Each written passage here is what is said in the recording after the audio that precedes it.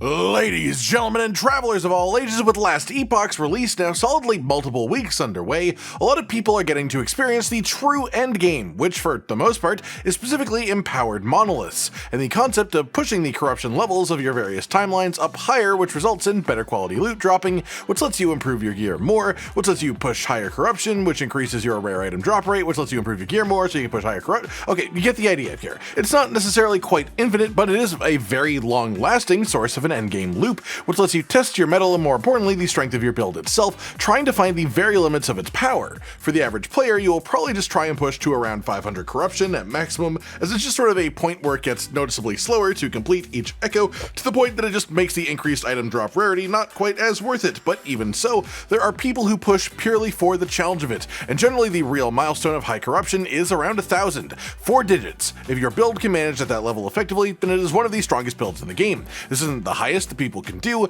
but it is the general standard of really just pure excellence. All that said, let's use this extreme endgame example of power to sort of rank the power of each mastery in the game. Just for a sort of fun example of, hey, these are the masteries that hit the highest rank down to the lowest here, with the caveat that technically speaking, pretty much every mastery does have at least one way where it could technically reach 1,000 corruption. There's just some of them where, you know, it would take them a hell of a long time because they would have the survivability, but absolutely none of the damage to make it properly feasible in a reasonable amount of time. That said, let's dive right in here, and our number one entry is going to be Warlock, the strongest mastery in the game at this immediate moment. Here is how it looks at over 1,000 corruption, and as you can see, it is surprisingly effortless. You'll have more comparison as we see other classes' high corruption gameplay, but essentially there are multiple different ways to build high damage on Warlock, but the main reason it is considered the mastery currently capable of hitting the highest corruption number ceiling is because of an incredible bug that stems from a really simple mistake from the developers. Profane Veil has a specialization node that makes it consume minions and give you ward based on their maximum health. This is supposed to give you 4% of each minion's health. That's what it says on the tooltip, but in reality it is giving you 40% instead of 4, literally 10 times the intended amount, and that is making Warlocks capable of popping upwards of 200,000 ward on a reducible cooldown depending on how good their gear is. Not to mention that same ability makes you dodge all hits while channeling, and you can even make it decrease damage over time too. So as far as survivability, which is the main decider of if you can handle higher corruption, Warlock just sort of has everyone else beat, and it's quite visually clear too, as you can see here. Then second up we have the Falconer, and like Warlock, this is mostly based around a bit of a bugged interaction, which is Smoke Bomb and Dive Bomb. These have a lot of synergies that stack in really interesting ways. Essentially you can just use Smoke Bomb to multiply the amount of strikes you get, creating multiple bonus dive bombs on shadow clones, and you essentially just get 1,000 hits in a couple of button inputs, generating somewhere around 30,000 ward every time that you do it as a result of the hit speed and synergies at play,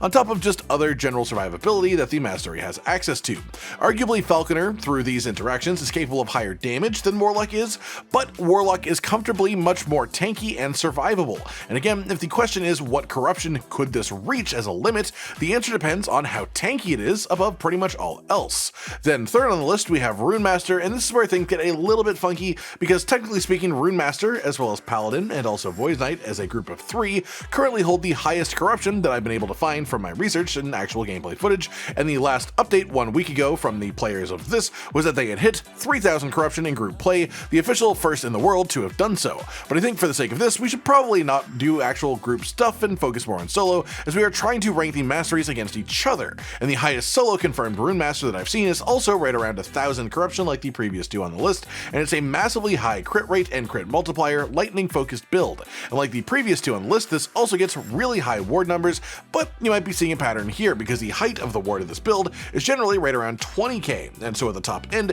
it's basically just a descending scale of ward because of how good ward is and how many different bugged interactions exist that can sort of fuel it. To be fair, to my knowledge, the Rune Master's ward is not a bug thing at all so much as just a really strong build with intentional synergies within. Fourth up is actually surprisingly going to be Marksman, and this is a new build discovery since launch that has essentially shot one of the previous worst masteries in the game to being one of the best, at least for the immediate moment unless they make any changes. But funnily enough, it isn't really what you would consider a typical Marksman style build either. Essentially this build is just using these special blast daggers to do insane damage with pretty great survivability behind it. And it's worth mentioning this footage is actually around 12 to 1300 corruption over the 1,000 of the others that we've been watching so far. This build focuses hard on the crux of its damage. The builds above this have the survivability to push farther than this one does. They have a higher ceiling because because once this build fails to one-shot, it will sort of die, essentially, much faster than the other builds will. Of course, I am saying that, and we are watching footage of it doing higher corruption levels than there is any reason to do outside of like bragging rights, but it's all relative, right? Yes, I think the ceiling of this is technically lower, but in the grand scheme of things, it's still an absolutely nutty strong mastery with the right build. Following that is Necromancer, and this is a really fun new build allowing this to be achieved with a new unique from patch 1.0 with his Wraith Lord's Harbor. The damage is all based around turning this Wraith Lord into a ridiculous damage machine, turning one singular minion into an absolute powerhouse, 100% crit rate on him, massive spell buffs, mass minion spawning that he then consumes for fuel to increase his flat spell damage into the multipliers, and then just some classic low-life ward shenanigans on an intelligence-based mastery, which leads to around 17 to 18,000 ward consistently. The damage is insane. I've seen crits up to 5 million from the Wraith Lord in a singular hit. It's just a touch less survivable than the Rune Master's highest outings, which means that it goes a touch down on this list. Then we have the Paladin, and this one is interesting because it seems, especially with the addition of Healing Hands as a skill in patch 1.0, Paladin is in a really funky spot where tankiness-wise, they're absolutely incredible. Survivability, they have an insane amount, and that has let them push up to 1,000 corruption alone, even by itself. But the issue is the damage that you can accomplish in that same build is just not overly impressive compared to the other ones above it. It's decent enough to survive, which is what you actually want if you want to push for the sake of pushing, but it's slow enough to the point that it's no longer efficient to farm at that level by any means. After that then comes Lich, so all 3 Acolyte Masteries have now been in this, and this one I haven't seen at 1,000 corruption at 1.0, but this is in the mid 800s, and it's essentially just a build that acts as a vessel for damage from an affix, using the buffs and advantages of Reperform and instacking and some other abilities combined with the Jungle Queen unique belt and experimental affix to make your potions summon volatile zombies. Then your main damage source is actually chugging a potion to make some zombies exist, which then also feeds you a pretty good chunk of ward as well when they pop. Overall, this is pretty dang strong, and it has a very definable cap though, because the damage comes from chugging a potion, so in any boss fight where you have a full stock of potions and that isn't enough to kill the boss, suddenly you have major issues. That is a very definable ceiling for the build. Same thing if in monoliths you end up having to use multiple potions per pack of enemies, as then you have to work around potion drop rate, and that's just not a fun problem to have with the build, so it still has made it into this upper tier of the masteries in the game before the actual proper drop off, but it is at the very edge because of that. 8th now then, past this middle point, it does start to drop off in power level a pretty hefty amount, not necessarily in all facets as you will soon see, but the average combined power of the offense and defense of a mastery to the point that you will very rarely see the rest of these masteries do anything around corruption 1,000 because it's just not efficient for them to do so. They simply don't have the proper strength to make it actually effective, so most of the rest of the footage will be corruption somewhere around 500 or something like that, unless stated otherwise. That said, next up we have the Druid, and the main thing popping off for them now is essentially just a lightning Swarmblade build, focused around the Swarmblade form and also firing off elemental tornadoes while you roam around murdering the hell out of everything you pass. Unlike the more intelligence-focused things that we have talked about here, this is the first build where the survivability doesn't come from ward so much as it does from high health regen, high health in the first place, and also a buttload of armor, and this is just a high damage and high movement speed build that unfortunately does have a ceiling where survivability cuts it off, or at the very least it makes you need to play safe enough that it then lowers your damage and thus causes you to just not be worth the extra effort of doing higher corruption in the first place. After that then we have Beastmaster, and this is actually looking like a poison scorpion build at the top of the heap, though I've also seen squirrel builds being competitive still, but you can see in this footage they are putting a lot of attention into dodging every bit of incoming damage, and the outgoing damage that it's doing is definitely respectable, but visibly much slower than earlier competitors. But it is still fully capable of doing it nonetheless. 10th then today we have the Bladedancer, and for the most part, the best defensiveness that this mastery can really get is dodge and armor, but with life-draining ward, gain legendaries, so essentially rather than having 3,000 health, you instead choose to have no health, sit on the lowest health possible, and then also have 7 to 10,000 ward, which is obviously more than twice as big a number for the enemy damage to need to chew through,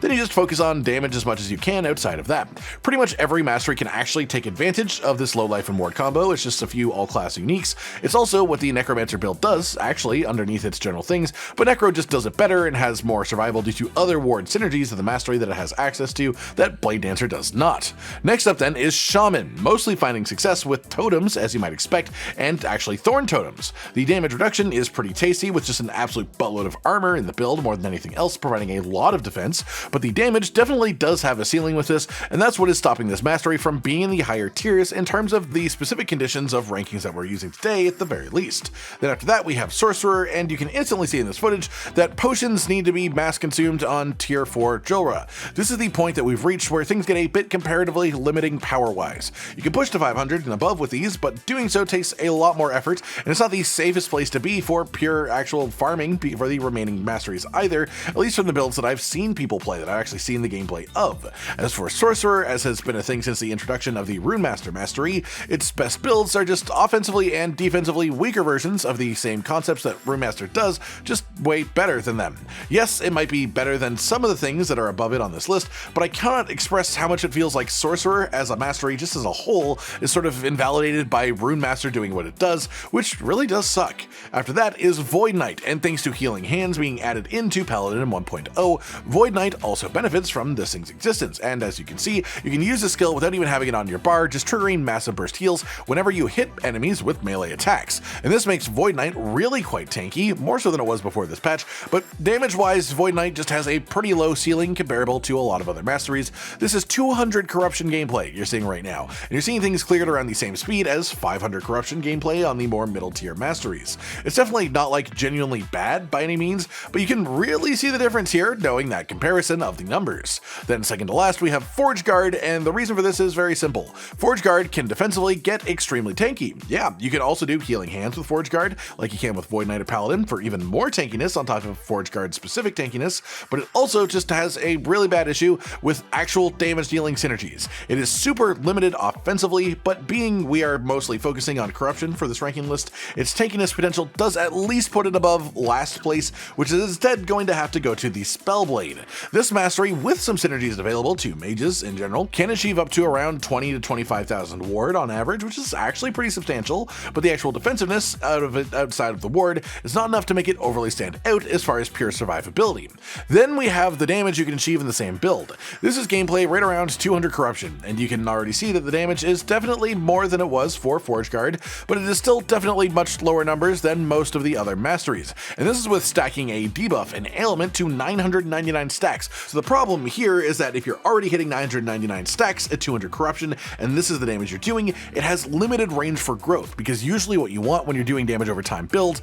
is to have a lot of damage per stack, and then after that you can ramp up the actual amount of stacks you could do with cast speed and things like that, whereas this, as it's already doing really high stacks, is sort of reaching its cap, which is sort of unfortunate. And so all in all, for the Spellblade, when your survivability is below par for the average here, and your damage is far below par, it's sort of hard to give this mastery a much higher spot, at least in my opinion. And then that just about does it for today then, everyone. A full ranking list of all 15 masteries in Last Epoch, with a much heavier focus on how they handle monolith and corruption pushing. Obviously for the average player, their average playtime will be spent farming monoliths in a more grindy way, finding that sweet spot of speed and of completion to raise rewards from higher corruptions. But knowing how these builds look at really high corruptions, if you really just push them up to their limits, and what their general limits actually are, can also help us understand how they would perform at different levels along the way. So I just really love looking into these types of things to broaden my own understanding on the game as well. I just find it really intriguing. I hope you've all enjoyed this then. Maybe you've had something catch your eye that you maybe want to work towards yourself. Maybe you're just along for the ride, watching the highest heights of the various masteries in the game,